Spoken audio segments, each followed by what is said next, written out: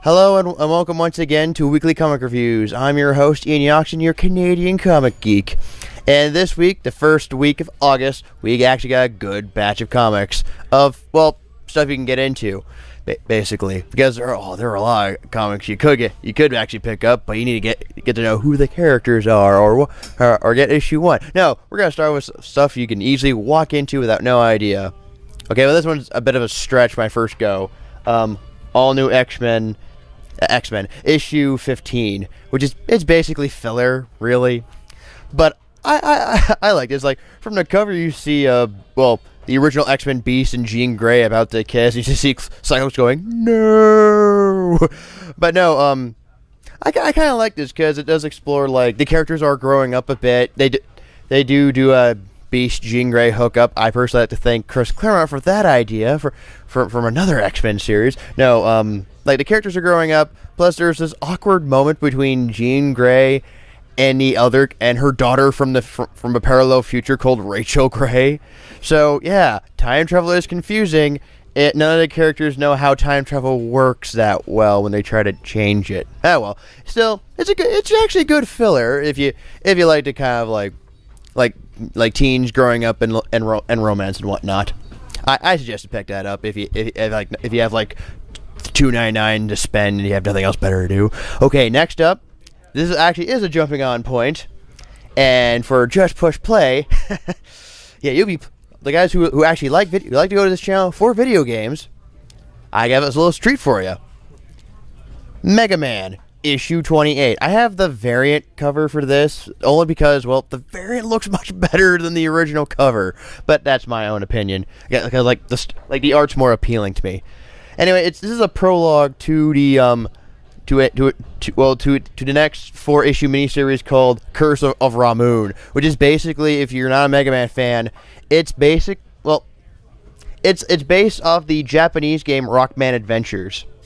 And here I like this because it picks up where the last issue kind of left off, but you don't feel so lost about it. Also, kind of like they're kind of wondering, it's like they all forgot about the crossover, so if you haven't bought that Sonic Mega Man crossover, no worries.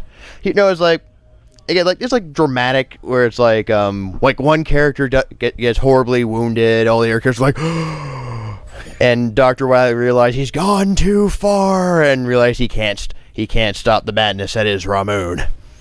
And when Ramoon throws this giant wave of an EMP, man, the Earth is doomed. How will Mega Man stop this? Well, read this just to get hooked, and also pick up the other 4 issues that are coming up with months to come from September till the end of December. Because this is actually really good. Okay, first up, this is actually a first issue, because a current comic came out called Sidekick. Not the image, not to be confused with another comic with the same title. I mean, this Sidekick. Yeah, as you can see, it's like, you can pretty much tell what it is just from the cover, but basically I'll tell you just in case if you can't figure it out. Basically, the hero, Red Cowl, yeah, can't come up with a better name, and he has the dumbest symbol I've ever seen. It's his face. Kind of takes. Anyway, like he dies, like he gets assassinated during a parade ride. How weird is that? No other criminal thought, hey, there comes a hero. I could finally get him. No, but it's like, and basically his sidekick Flyboy is on his own, and man, everyone treats him like crap. I mean literally, like, the writer even admits this at the very end of the book, that he hates sidekicks. So basically, he's dragging his guy to the mud, and basically it's his starting point of being like how a fallen hero becomes villainous, kind of sense. Like, it's a 12-issue miniseries. It's actually an okay start. There are a few times where 1 or 2 characters, like, they don't start looking like themselves in the next few panels, but it's not so. It's like, the art's not that bad. I enjoyed it, and the story is actually just a starting point. It's like a typical comic book, but it's leading up to something good. Also, the ending throws you in and makes you go, okay, how? Now I want to know what. Now I want this character to get what he deserves. Like, I want the sidekick called Flyboy. Yeah, that's his name. Even weirder. To actually get recognition for a hero. Also, for a fact, they're all like, the writer is trying to establish like this weird world where superheroes exist. So you get like weird names. Like instead of like Comic Con, we get SuperCon, and instead of Kickstarter, we get Dream Starter. It's weird if they don't explain about all of that. It's just like they're just throwing in there like we would know. It's weird, but nobody like.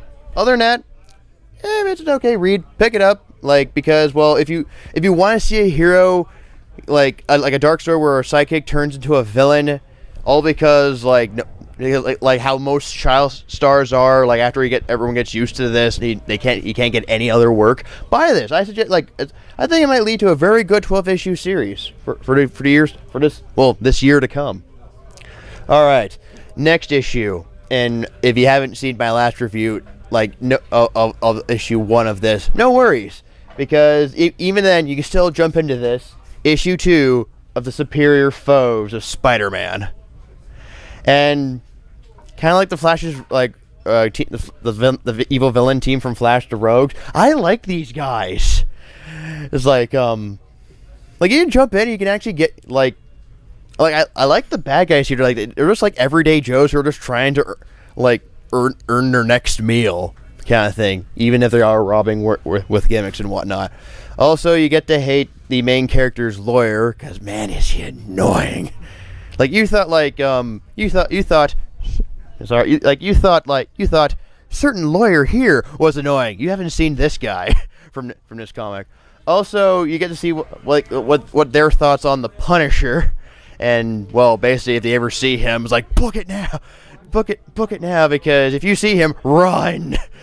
He will murder you. No, but other than that, it's like it leads into like an interesting like team story. And it's interesting seeing the other side with villains who aren't as like smart and evil like Dr. Octopus or Green Goblin. Like these are like the average Joe bad guys. I actually like that.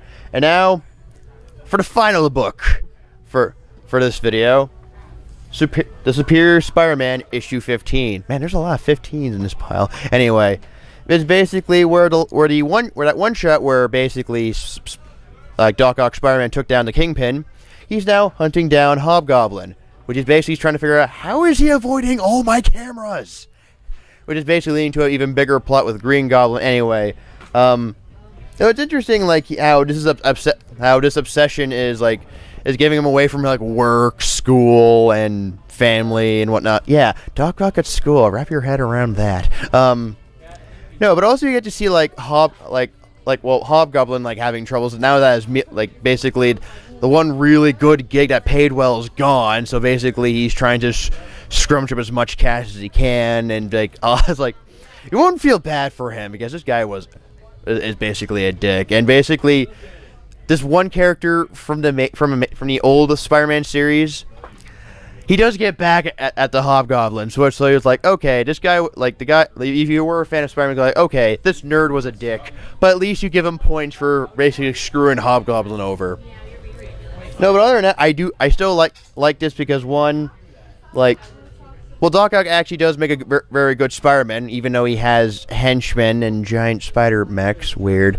I kind of like how he tries to be a superhero. Other than that, pick this up if you're a fan of Hobgoblin kind of thing, and also if you're a fan of seeing like a villain trying to be a really good Spider-Man. Yeah, I just actually pick that up. Anyway, I'm glad that's all the comics I have that you can easily just jump into for this video. If you like my video, or if you like videos from Just Push Play, click the subscribe button. We would love to hear from you. We love to hear if you got, or comment and see what you guys thought of our videos. Now that's all I have time for today, and so thank you everybody.